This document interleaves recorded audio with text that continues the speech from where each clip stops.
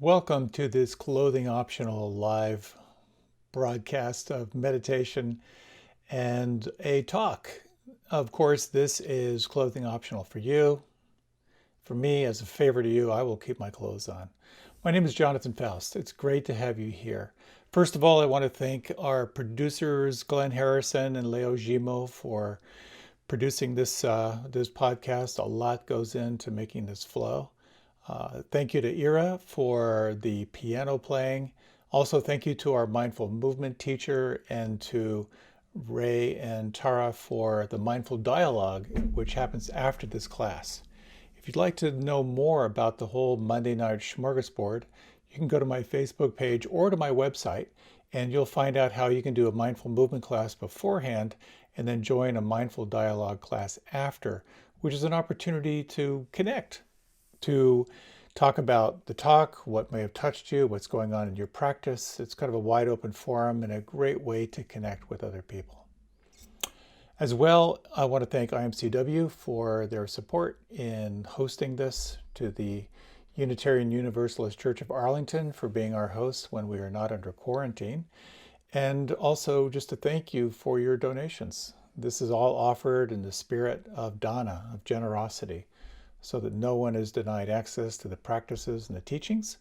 And your support helps both the Unitarian Universalist Church of Arlington, the Insight Meditation Community of Washington, also to support the mindful movement teacher, Ray and Tara, and finally me and my lavish lifestyle. So thank you for that.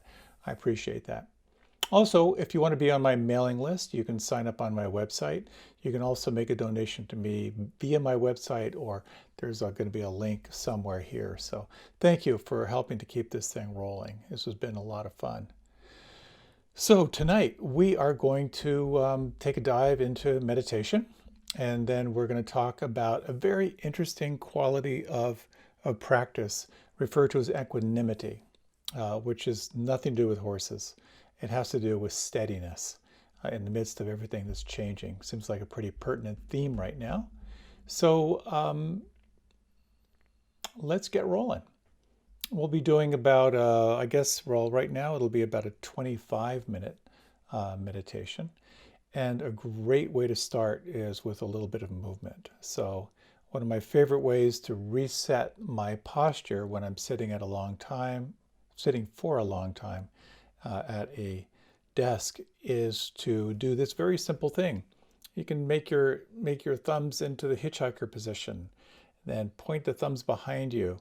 Bring your elbows equal with your shoulders, pointing the thumbs behind you, and begin now to slow down and deepen your breath. There should be no strain in this practice, but I think you're going to find it to be helpful. Now, as you're breathing, and you might even try counting in slowly to the count of 4 or 5.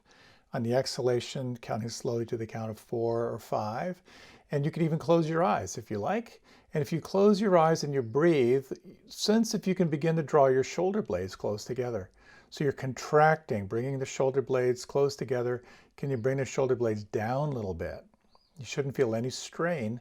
You're going for about 70% of your capacity here. Begin to deepen now, lengthen your breath. Draw the navel in toward your spine if you want to activate a little more contraction. Actively draw the shoulder blades close together. You can widen the elbows out a little bit. Again, no strain. If you like, you can lift the chin slightly.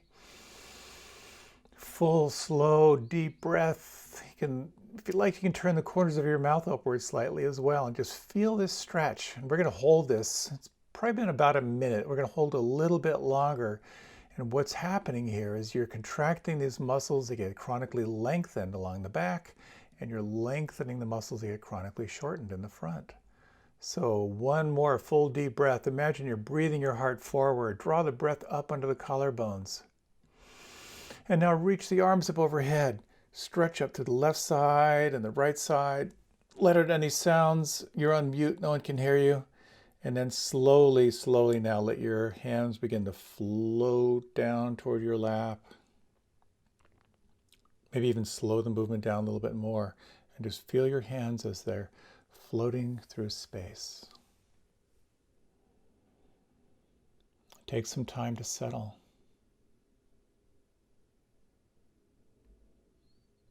And just notice everything you can feel on the inside.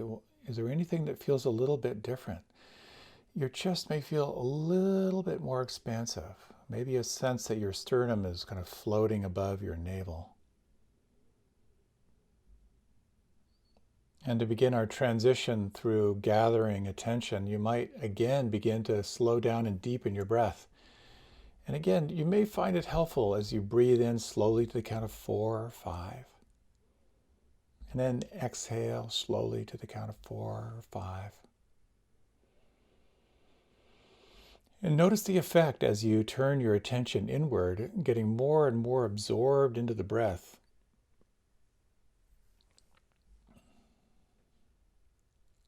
And now we're going to continue just for another minute or two. And here, as you deepen your breath is deep and your breath is full. And notice what happens if you do this. Sense if you can smooth out your breath. Let it be really smooth, no hitch anywhere. And notice the effect on the mind.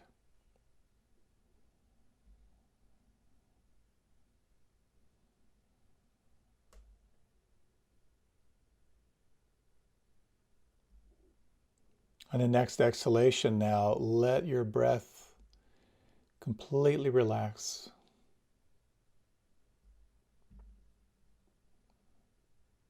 Let go of all control of your breath.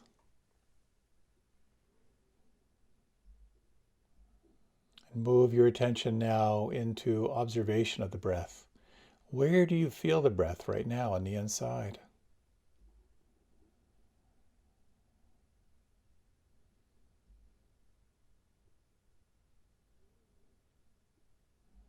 And deepening a sense of present moment awareness will now move into a body scan. As I mentioned, a body part, let your awareness just move there. You might soften or relax, and most important, feel what's there. Feel the scalp, the crown of the head.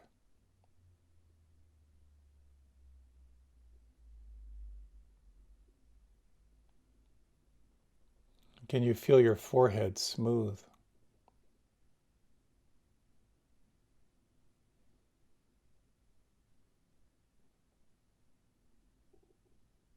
Notice if you could soften the little muscles around the eyes. And as you soften the muscles around the eyes, could you also relax the back of your head and the base of your skull?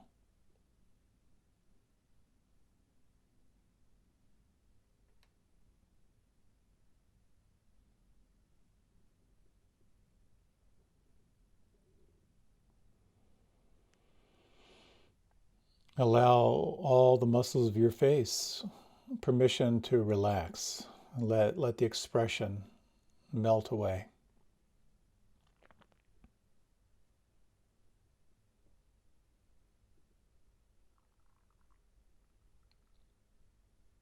If you like, you might experiment by bringing the tip of your tongue to your hard palate, to that ridge on the upper part of your mouth behind your upper teeth. And if you hold your tip of your tongue there for a moment, you'll notice your jaw might relax. And sense if you can soften your jaw. Feel your lips.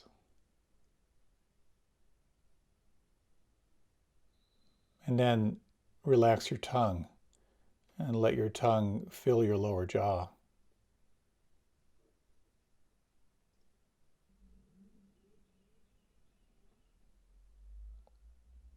And could you relax the root of your tongue down into your throat?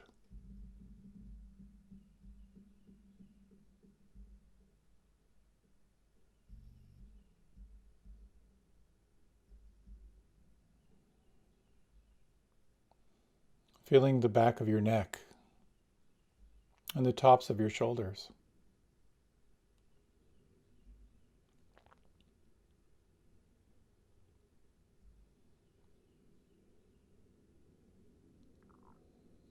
And can you feel the weight of your arms? Imagine your arms like heavy drapes just hanging from your shoulders.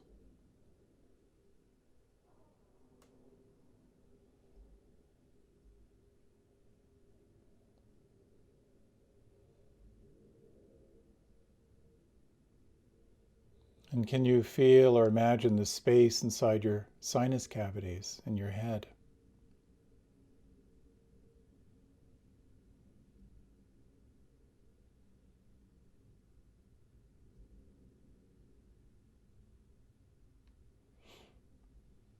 And can you feel the space inside your mouth?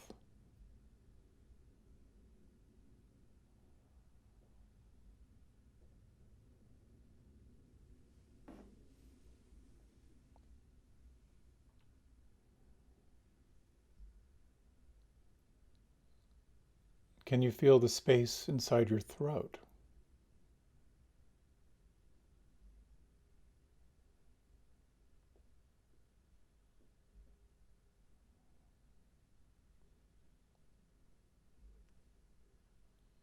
Can you feel the space inside your lungs?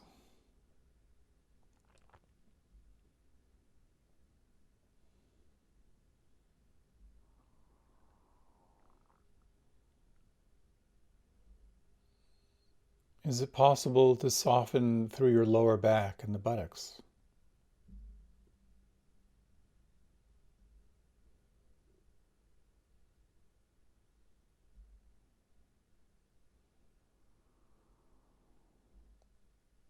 And if you sense the belly, could you relax the belly and feel perhaps the subtle movement of the breath here?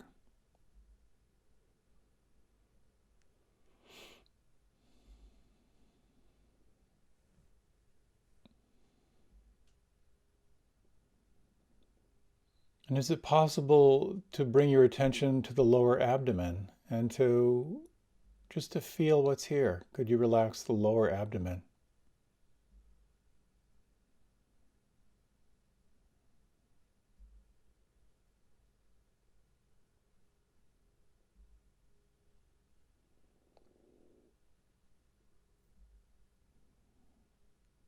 And sensing now the floor of the pelvis and the hip joints.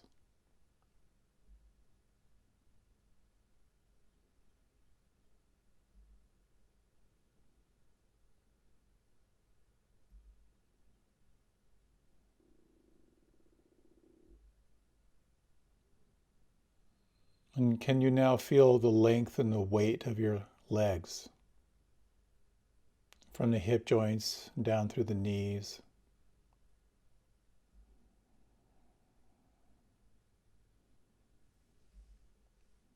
The knees down through the ankles.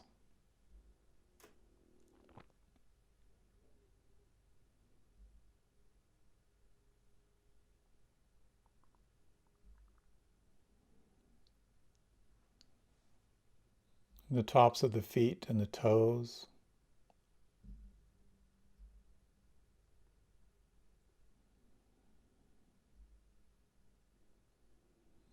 And the soles of the feet and the heels.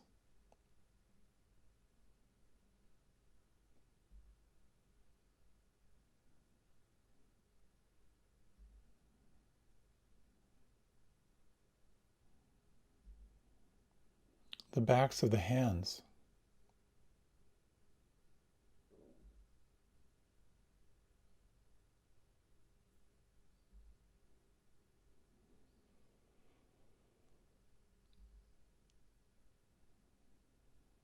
And the palms.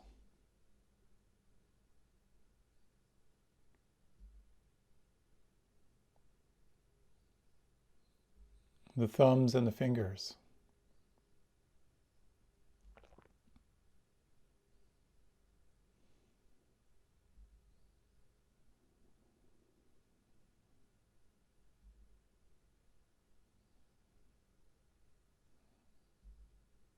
And sensing now the whole body. What could relax? What could soften or let go right now?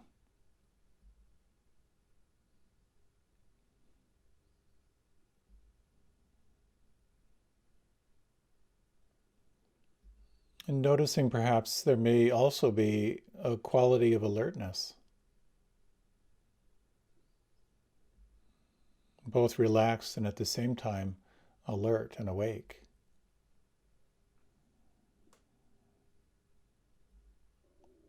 And here you might draw your attention to an anchor or a focal point. For some, the breath.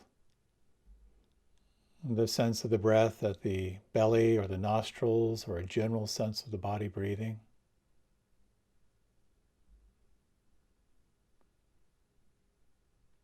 For some, using sounds can be a very powerful anchor, the real-time vibration of sound.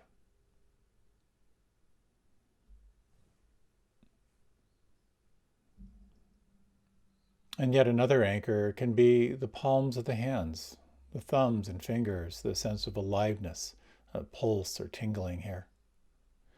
Whatever anchor you choose, for this next period of time, let this be your primary point of focus. The sense of aliveness here.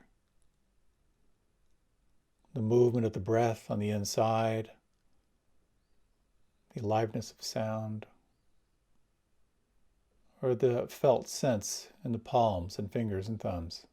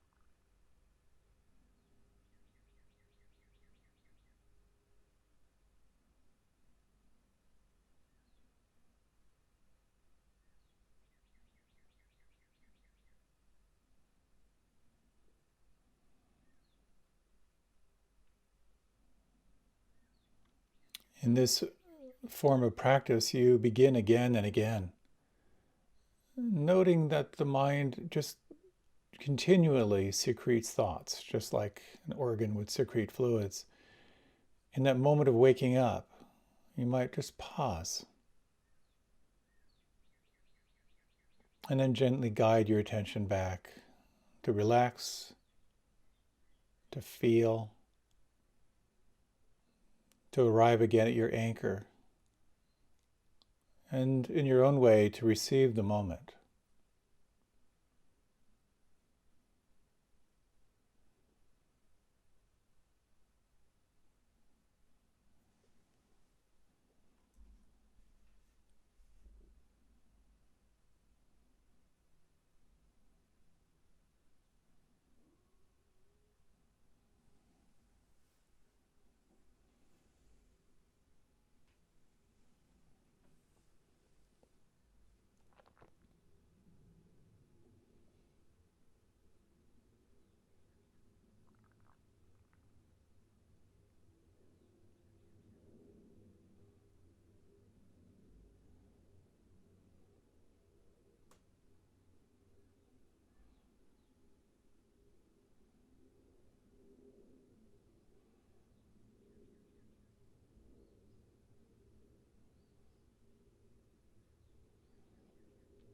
Each time you re-arrive and you relax and feel the moment, you're letting go of who you are as the thinker and arriving more and more as the one who is aware. And you may find yourself at a point where you might like to relax your concentration on your anchor and now explore what it's like to widen and broaden your awareness. Noticing everything that is changing. Sensations and thought forms, moods, even states of consciousness come and go. Sensing what it's like to take this seat of the witness, to observe without judgment.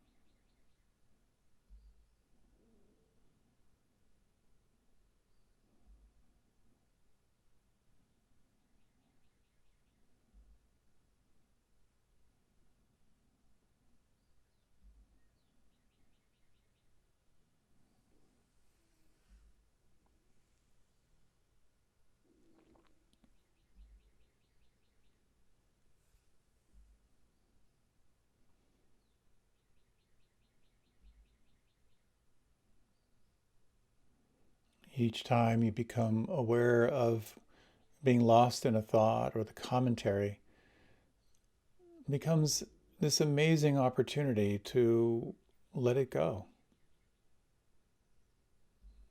to take your time to re-arrive. And you might just sense through the whole body what could relax or soften right now.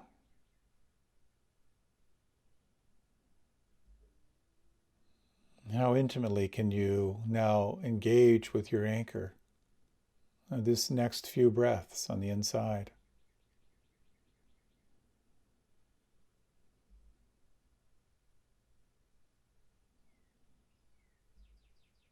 The vibration of these sounds,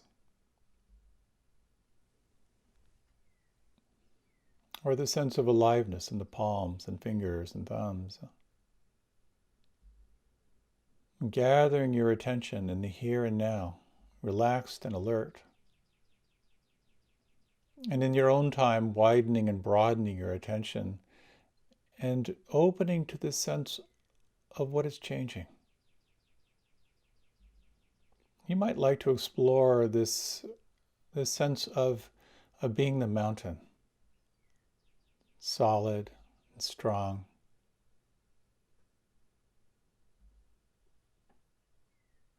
And aware of thoughts and feelings and moods and different states like weather systems, all taking form and passing by.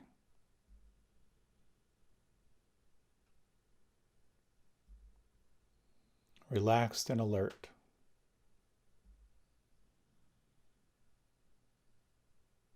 Observing without judgment.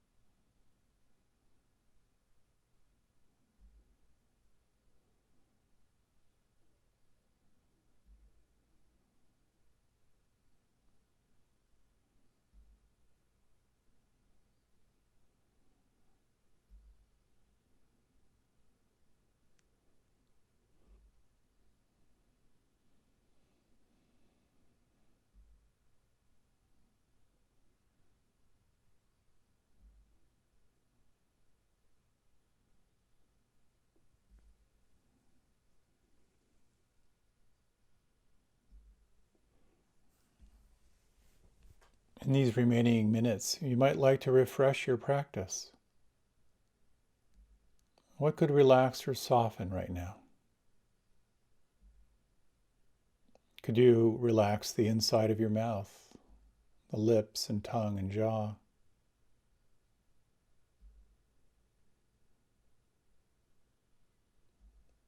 And sensing the belly,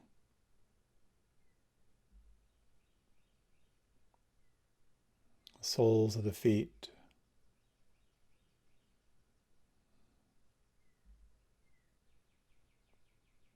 backs of the hands and the palms, fingers and thumbs.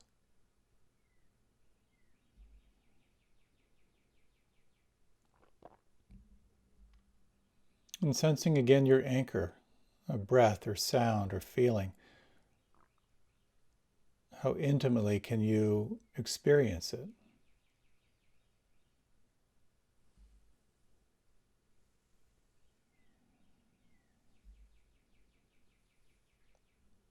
And you might widen, broaden your attention. What is changing right now? And can you sense who you are as the observer, the witness of change? And in these remaining minutes, you might let the practices of doing fall away. Let the anchor fall away. Let any sense of control or manipulation fall away. And if you like, open now to the practice of being, letting things be as they are.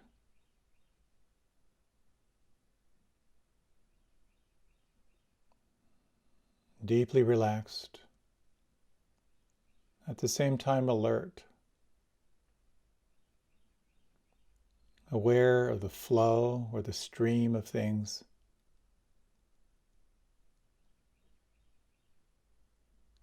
allowing and spacious.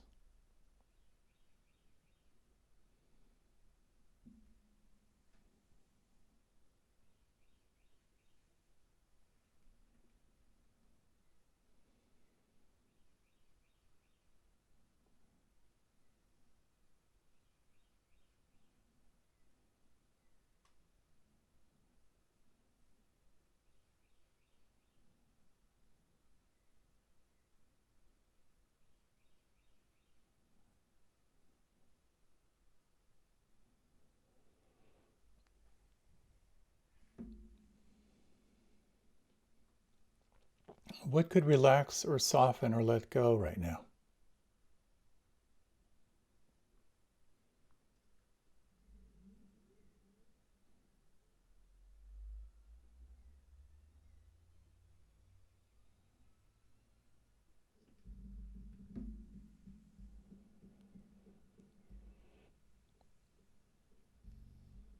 And what could relax or soften or let go even more?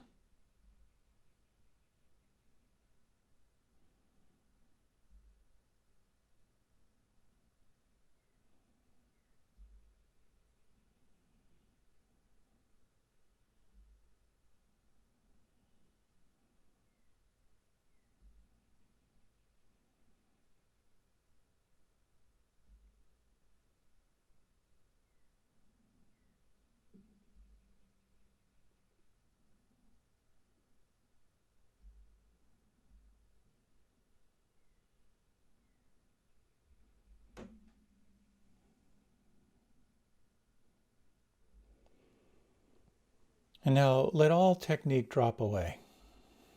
Just relax and feel.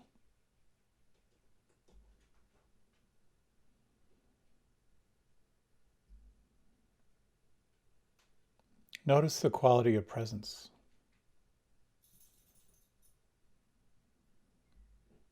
And is it possible to let things be just as they are?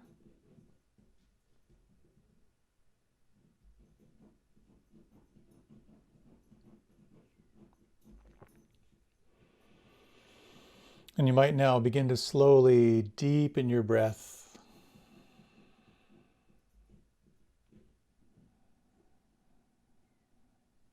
Notice where you feel the breath on the inside. With your eyes closed, you might let your head drift a little bit to the left and to the right. And let your body now begin to stretch and move in any way that feels good for you. Take your time in this transition. There's no hurry, no rush.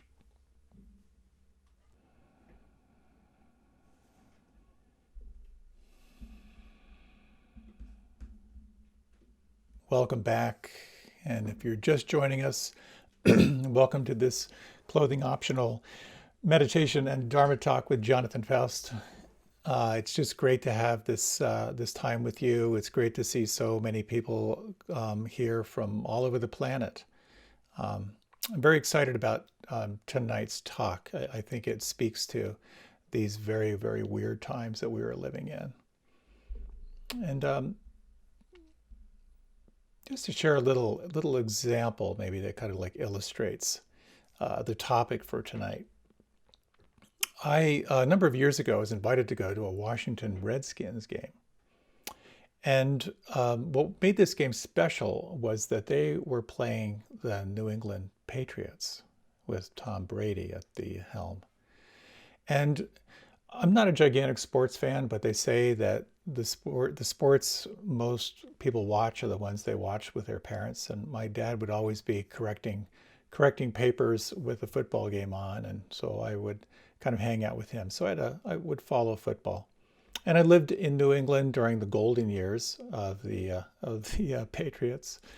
And I got just kind of slightly obsessed with the team and how they play and why they were so good. So this was, I know some of you will know this. This was the game where Tom Brady and Bill O'Brien got into a shouting match. I know this is completely irrelevant for most people, but some people will know exactly what this game is. I was always a little bit enamored by the team. And when my friend Randy invited me to go to the Redskins game, I thought, wow, this would be great.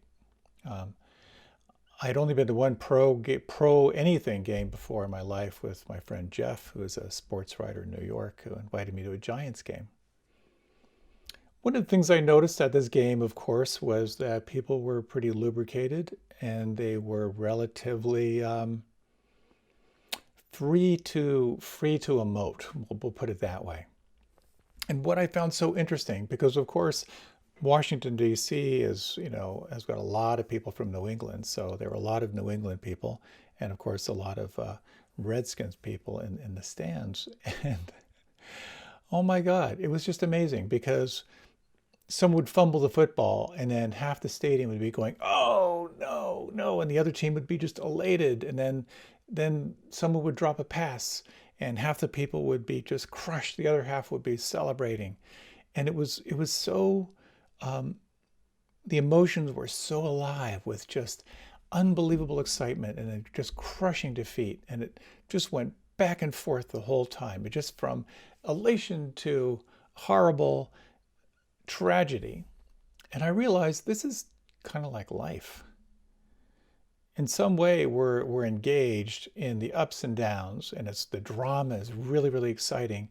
And then on the other hand, it's just utterly overstimulating. At the end of that game, I was just so wiped out. This is life. We are, in some ways, we're addicted to the drama because we're so attached to the outcome. And what we're really finding ourselves is caught between the pull to pleasure and the avoidance of pain, pretty much the fundamentals. Is it possible to be free of that is what this talk is all about. And what I'd like to talk about is how do you cultivate steadiness in the midst of those fluctuations in life? What gets in the way of steadiness or equanimity? How do you cultivate it? And then what's the long-term plan for cultivating steadiness in your life? I remember a long time ago, some British actor was talking about when he was young, he got his first big break to show up on the Johnny Carson show. And back at that time, if you were on the show, that was the only thing in town and you were really, really well known. So he was getting some honors for something he had done. They could really see this was a doorway to a new career. And he was a serious actor. He'd worked really, really hard for a break like this his whole life. And as the story goes, he was out for dinner with his agent and his partner and with friends. They're very, very excited. And he was very quietly and calmly eating his meal. And his friend turned to him and said, how could you just be eating this big meal so calmly before going on Johnny Carson? And he said, I am going to act normal if it kills me. You know what it's like when you can't wait for something to go away? You know what it's like when you can't wait for something to show up? Can you imagine a place inside that is neither for nor against anything?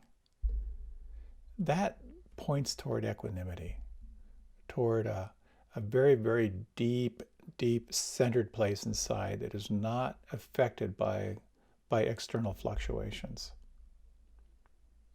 Recently, I've been talking about the 10,000 joys and the 10,000 sorrows, how joy turns to sorrow and sorrow turns to joy if we give it enough time.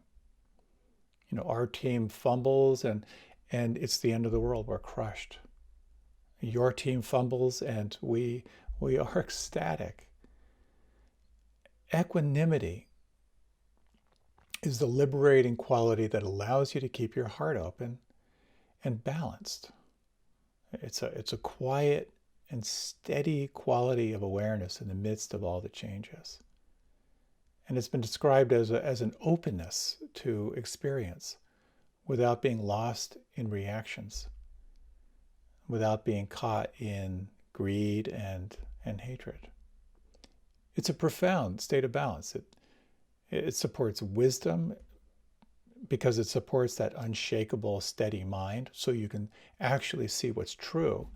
But it also supports compassion because it helps you stay connected to empathy rather than being thrown into reactivity. And this sense of steadiness, of equanimity, the possibility of it, this is why we meditate. It's really considered the flower of a meditation practice. It's kind of the essence of it.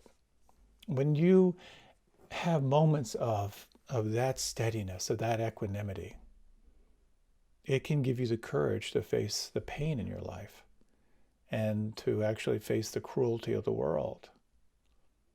It's also a sublime emotional quality. It's a wonderful quality of happiness. Just the capacity to let things be as they are. It's a state of non-desire, a state of gratitude and appreciation. It's exquisite. It's a very, very delicate state, like a very delicate flower. And like delicate flowers, they often require a lot of nurturing and a lot of attention for them to thrive and to bloom and to blossom. So, how do you cultivate equanimity? How do you cultivate that steadiness, particularly in wild times like these? One doorway is to explore what gets in the way. A number of years ago, I was in a pretty deep dialogue with a CEO who was struggling in his business. He said, I'm trying so hard, but there's just this knot inside, this anxiety that I just can't get away from. He told me how in the beginning he was a total stud when he got his MBA and took off into the business world.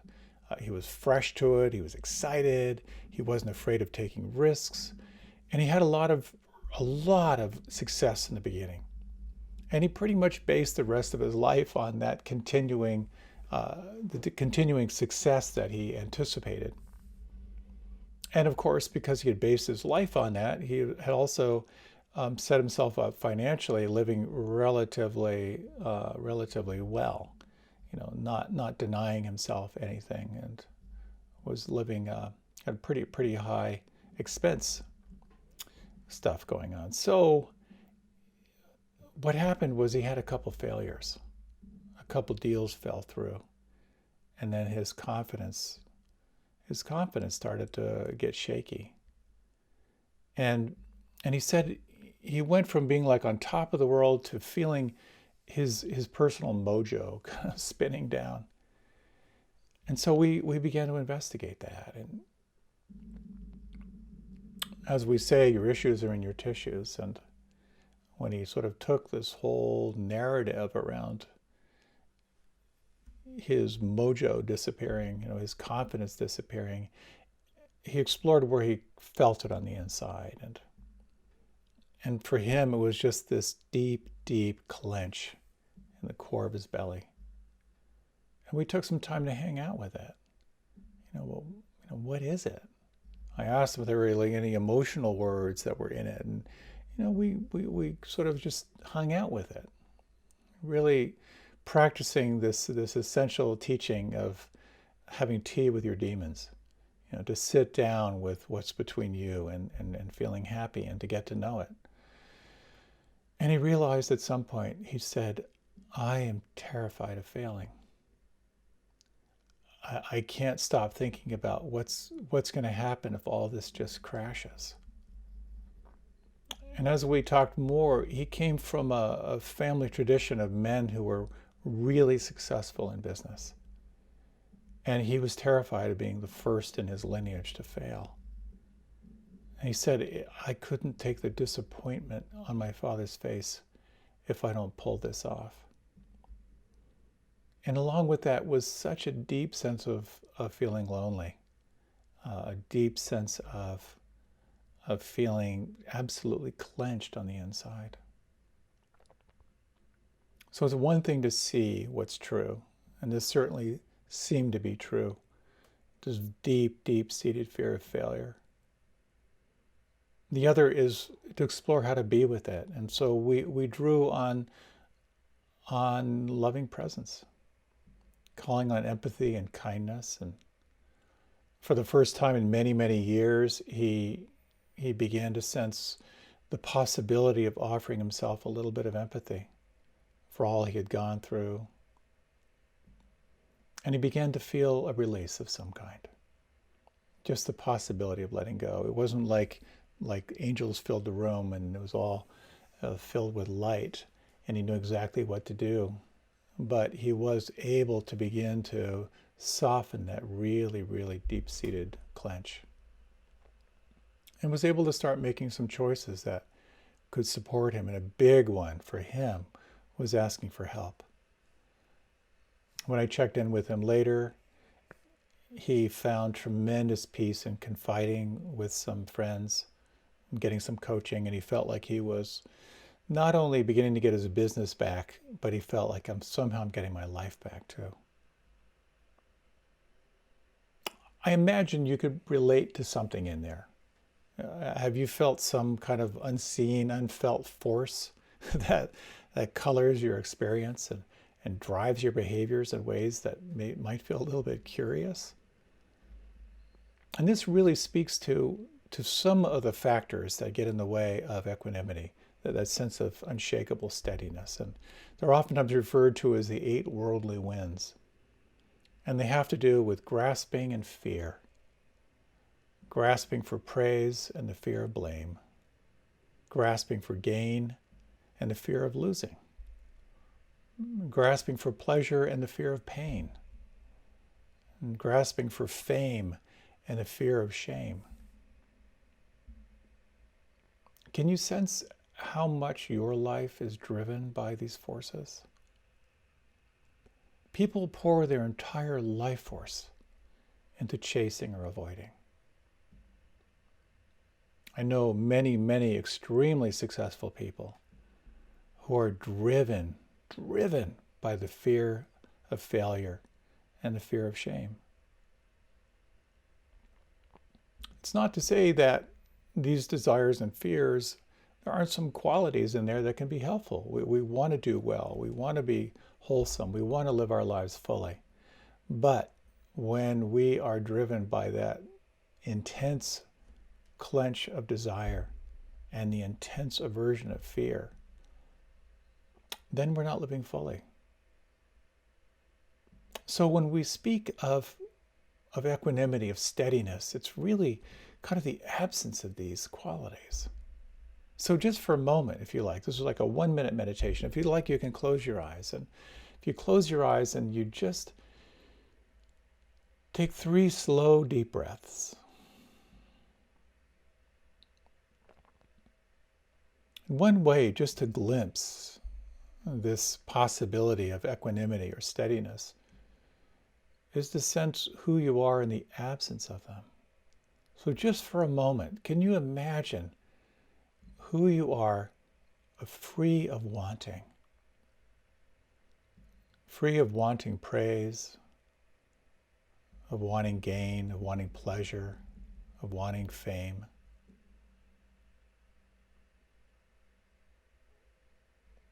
Can you imagine for a moment who you are in the absence of fear? The fear of being blamed, the fear of losing, the fear of pain, and the fear of shame. In the absence of desire, and in the absence of aversion, there can be a still place inside.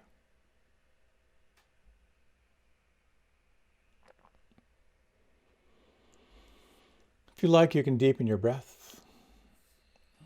And if you like, you can open your eyes, or you're going to remain with them closed. No one's watching you. You know, when I imagine this absence of desire and fear, the absence of the eight worldly winds, it reminds me of seeing a small child playing. You know, there's no fear. There's just this discovery of the moment. Not to say we should be like little children all the time, but there's something, I think, something we can learn here. Learning how to cultivate steadiness, equanimity. As I was reflecting on this, I was thinking about back when I was president of Kripalu Center many, many years ago, and I would read the guest evaluations. Like 30,000 guests a year, a lot of evaluations. I certainly didn't read them all, but I remember one time in particular, I was just flipping through the evaluations, and I actually read these evaluations in sequence. The food is too spicy. The food is too bland. I found the food too salty. There's not enough salt in the food. This facility is too busy and too loud for me. This facility feels like a tomb. There's nothing going on. I realized in reading these evaluations and more that we are just pure reaction machines. All we do is just react. Something happens, we create a story. How do we move beyond it? Is there a way that we can move beyond just pure reactivity? And there's one particular little meditation. It's kind of a technique. It's a little bit of a simile, but it might be interesting just to try on. And this is the sense of embracing the metaphor of a mountain as you meditate. I mentioned this briefly in the meditation preceding, but we'll take just a few minutes just to get a taste of this. You may find it to be a handy tool. So if you like, again, you can close your eyes. And as you're ready, you might slow down and deepen your breath.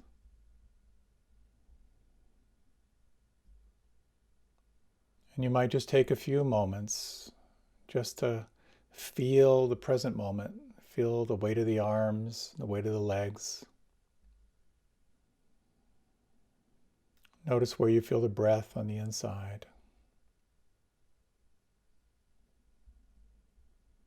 And you might just feel the breath and just for a few moments just watch the natural inflow and the out-breath.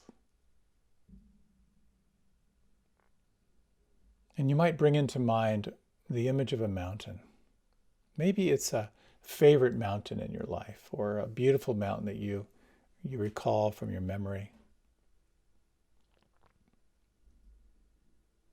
And as you just imagine this mountain, just sense its base rooted in the bedrock of the earth.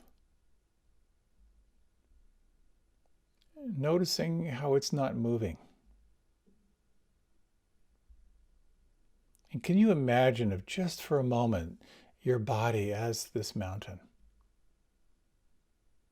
Steady, connected to the base of the earth and unmoving. Can you imagine your legs and your buttocks as the base? And can you sense this unwavering presence of the mountain in that same way, the unwavering presence of your awareness?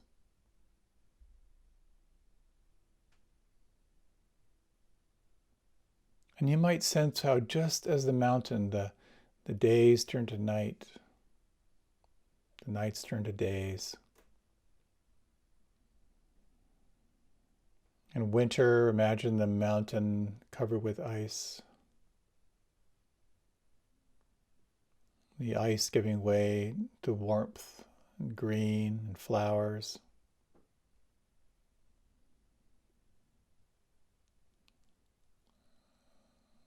The flowers giving way to the blooming time of summer.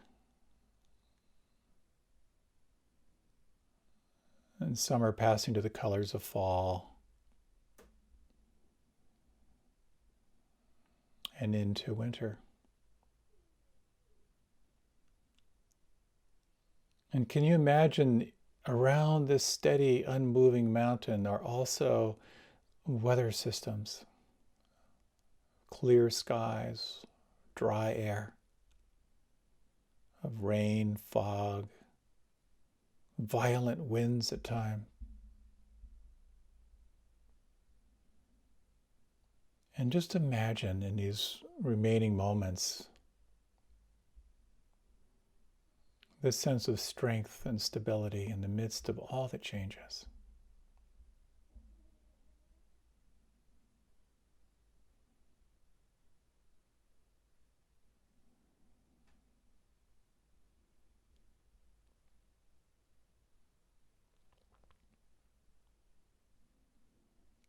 And so gently you can deepen your breath.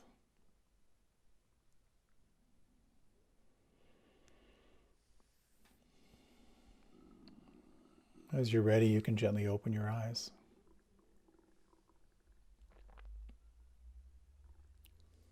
There's something in this opening to the sense of steadiness or equanimity that calls for us to kind of broaden our awareness. Just as with the mountain, when you reflect on how day turns to night, night turns to day, seasons come, seasons go, and yet there is something that remains in that same way in your life. Joys turn to sorrow, sorrow turns to joy. As your body ages, there is something ageless. It can be tremendously helpful. So one element of cultivating equanimity is just to remember that there is a quality of steadiness that is already present. Now we have the capacity to glimpse it. The other way to work it is to be more and more aware of your reactivity, to be more and more aware of what is happening and how you're relating to it. Which leads me to read one of my favorite readings from one of my favorite people on the planet, the immortal Dave Barry, who talks a little bit about his reactivity. I'm in an airplane, strapped into my seat, no way to escape. For an hour we've been taxiing around Miami International Airport while lightning tries to hit us. Earlier, I was hoping that the plane might at some point actually take off and fly to our intended destination, but now I'm starting to root for the lightning, because a direct strike might silence the two women sitting in front of me. There's only one empty seat between them, but they're speaking at a decibel level that would be appropriate if one of them were in Cleveland. Also, they both have Blitherer's disease, which occurs when there is no filter attached to the brain, so that every thought the victim has, no matter how minor, comes blurting right out. This means that the rest of us passengers are being treated to a repartee such as this. I prefer a window seat. Oh, not me. I always prefer an aisle seat. That's just like my son. He lives in New Jersey, and he also prefers an aisle seat also. My sister-in-law works for a dentist in New Jersey. He's an excellent dentist, but he can't pronounce his R's. He says, I'm afraid you need a root canal. My brother-in-law just had that root canal. He was bleeding all over the car he had, one of those Japanese ones, what do you call it, a Lexus. I prefer a Buick, but let me tell you, this insurance, who can afford it? I have a brother in the insurance business with angina. He prefers a window seat. Oh, not me. I would prefer an aisle seat. Now my daughter. And so it goes for one solid hour, a live broadcast of random neural firings. The harder I try to ignore it, the more my brain focuses on it. But it could be worse. I could be the flight attendant. I love that story because just as It seems like the world has blitherer's disease. We also have blitherer's disease. And when we're not paying attention, all we're doing is reacting. And if we're not aware of our reactions, we are just a pinball in a pinball machine, bouncing around from one thing to the next. So noticing reactivity can be tremendously helpful. Noticing that it's all about stimulus and response. Something happens and then you respond. And if you can open up the gap between stimulus and response, blitherer's disease can sort of fall away. And then you can begin to explore what it's like to respond with awareness to what is happening instead of reacting to what is happening. There's so much more to say about noticing reactivity. But just to say that one very, very powerful practice is to notice that whenever anything arises, at its most, at a very fundamental level, it will either feel pleasant, unpleasant, or neutral. Everything falls into one of those three camps. And when you can start to hone your awareness on pleasant, unpleasant, and neutral in your reactivity, sometimes you can notice that before it proliferates into thoughts and stories and blitherer's disease. Something happens, you like it, you expand. Something happens, you don't like it, you contract. Nothing happens, you get bored. Paying attention to that can be very, very fruitful.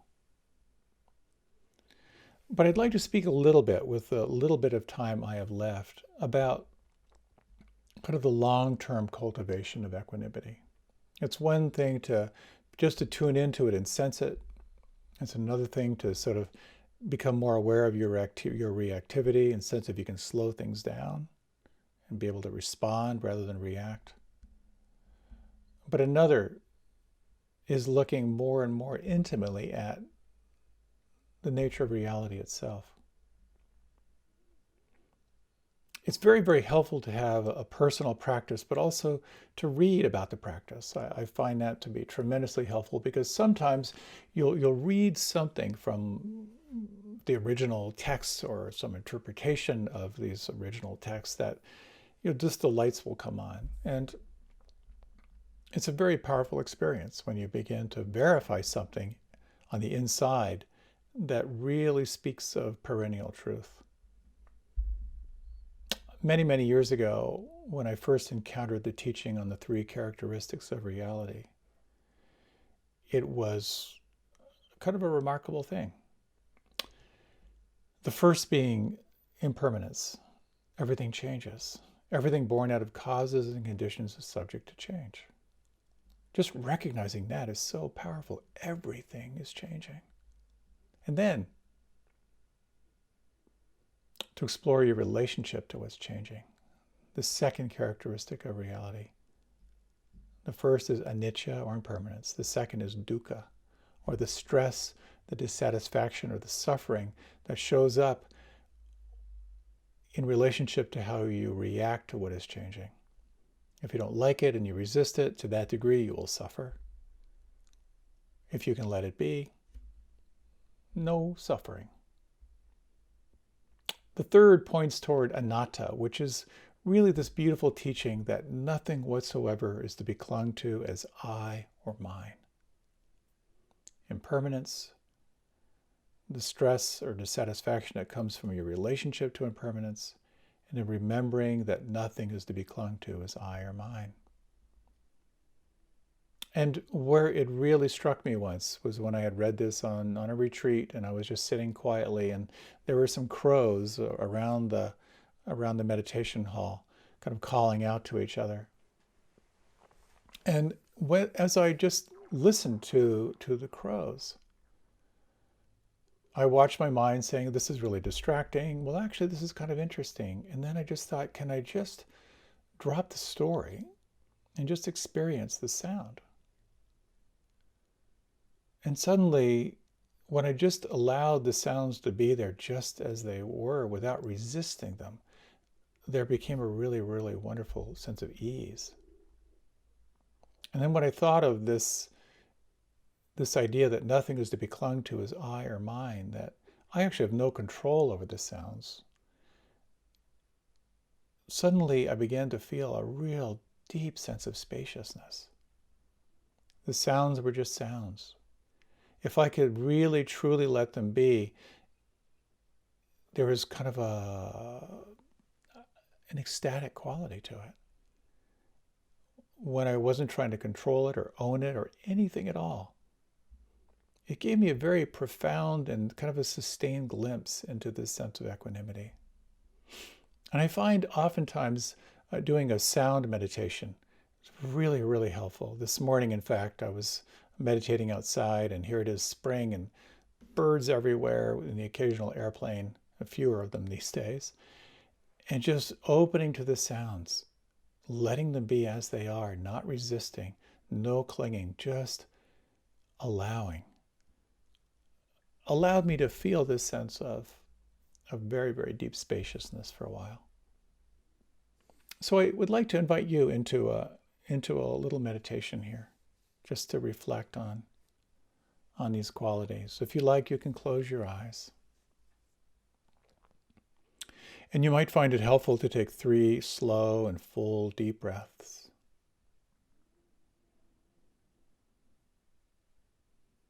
Notice where you feel the breath on the inside.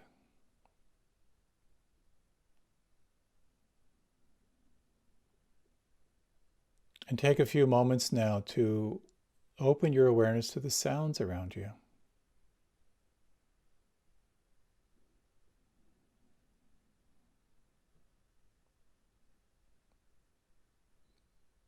Can you identify the sounds that are the closest to you and the sounds that are at the furthest edge of your awareness?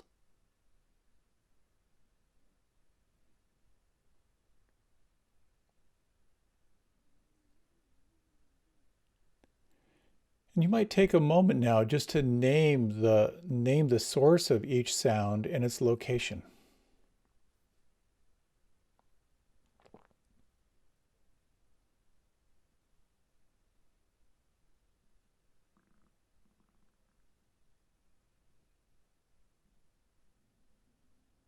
And now, is it possible to let go of any labeling and just to let the sounds be vibration? Can you experience the sounds as just pure vibration without any name?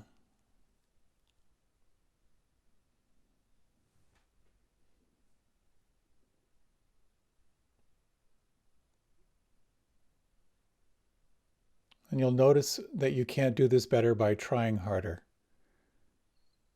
Instead, there's kind of a relaxing and a sense of receiving the sound vibrations.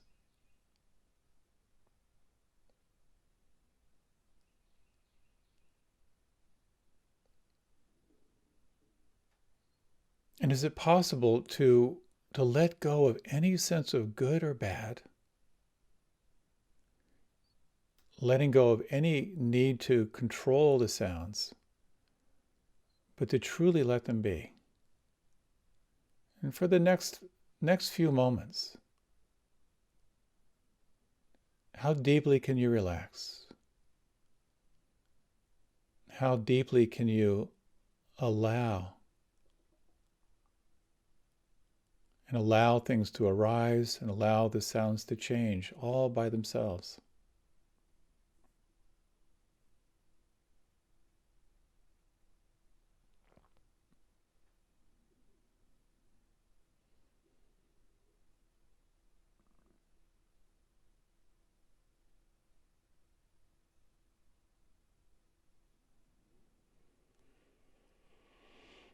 You might now gently deepen your breath.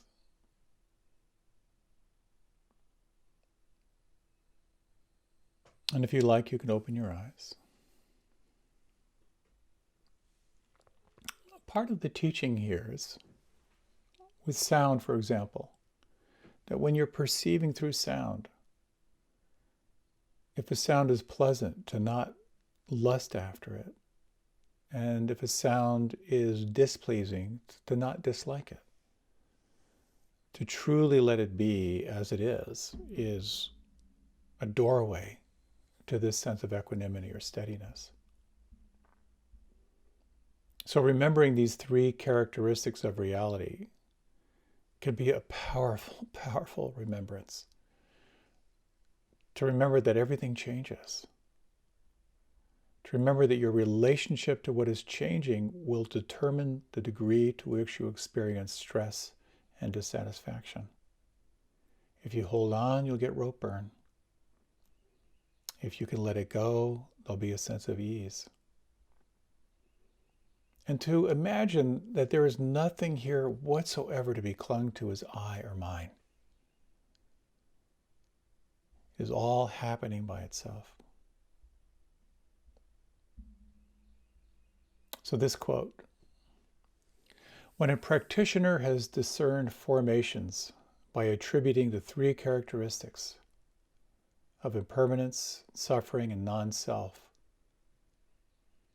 and one sees them as empty in this way, she abandons both terror and delight and becomes indifferent to them and neutral.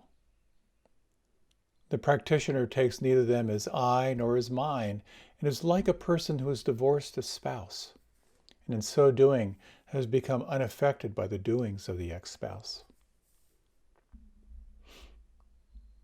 I was really struck by that. This is from like a couple thousand years ago. Think of this as an ex-spouse who would really get under your skin. But once you're divorced, you don't concern yourself with them anymore. It's an interesting little metaphor there. But remembering everything changes. Your relationship to what is changing determines your stress level. And if it's possible to remember that nothing whatsoever is to be clung to as I or mine, that's such a potent teaching. And one of my favorite remembrances from the third Zen patriarch. It's all kind of summed up right here. The great way is not difficult for those who have no preferences. Make the slightest distinction, however, between heaven and earth are set infinitely apart. If you wish to see the truth, then hold no opinions for or against anything. To set up what you like against what you dislike is a disease of the mind. When the deep meaning of things is not understood, the mind's essential peace is disturbed to no avail. So how do we apply this in our lives when there's so much going on? Equanimity, in a sense, it kind of implies that there's kind of a passivity to life, and it is not at all about being passive. If you're hot, you can open a window. If you're hungry, you can eat. But when you cannot control your external experience, you can perhaps find an inner refuge. And this is your capacity to be equanimous. There's a near enemy to equanimity. It's kind of looks like it, but it's not it. And that is indifference. It's very easy to see things change and to disengage our heart, to disengage your empathy and your compassion. The practice is all about feeling both equanimity and being able to respond to suffering. But to respond to suffering with wisdom.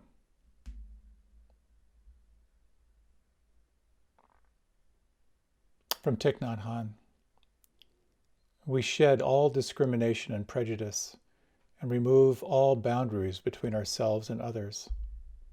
In a conflict, even though we are deeply concerned, we remain impartial and able to love and understand both sides. This is all part of the flower of practice, of your capacity to disengage from the drama of the sports field, where every fumble is a crushing defeat and every interception is an eternal celebration of winning. It's remembering that in the absence of desire, in the absence of fear, there is a steadiness of presence. And in that steadiness of presence, there is a deep capacity for wisdom. to see clearly, to see what is true, and a deep capacity for compassion, to be able to open to a heart that can embrace suffering and respond to suffering with wisdom. Let's close with just a few moments of silence. If you like, you can close your eyes.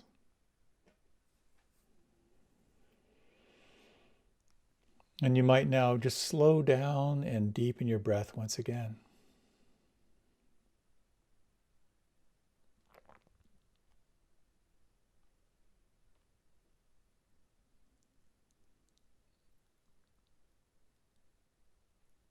We'll end with a short inquiry. As you now move into a few moments of self-observation without judgment, can you notice everything that is changing?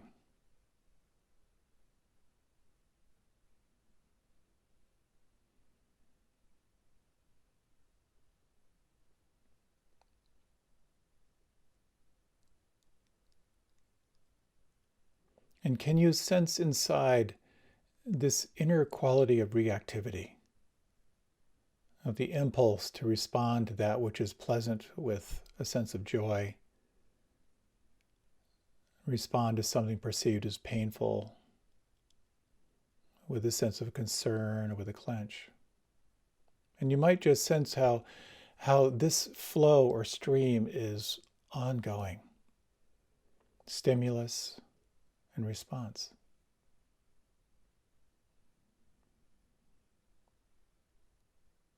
And can you imagine here for just a few moments of who you are in the absence of good or bad, in the absence of liking or disliking?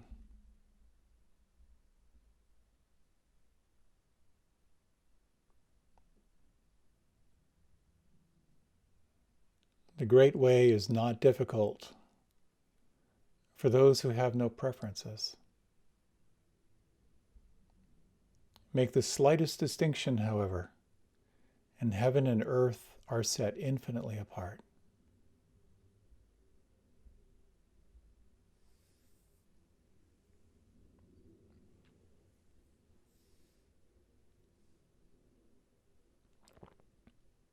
As you're ready, you can deepen your breath. As you're ready, you can open your eyes. There's kind of a good news, bad news thing here. The bad news is that in this stream or this flow of phenomena, that you will constantly get lost in reactivity, celebrating the wins, grieving the losses, caught in aversion, caught in desire. The good news is that many times you can remember. You can bring yourself back to this quality of steadiness, recognizing that in the midst of change, that there is perhaps something that doesn't change. A quality of wisdom, a quality of compassion in a dance with that wisdom. And that can be a guide, and that can be a refuge, and that can illuminate your path. Thank you so much for your time and attention. It was great to be with you, and I wish you well. Happy, happy trails.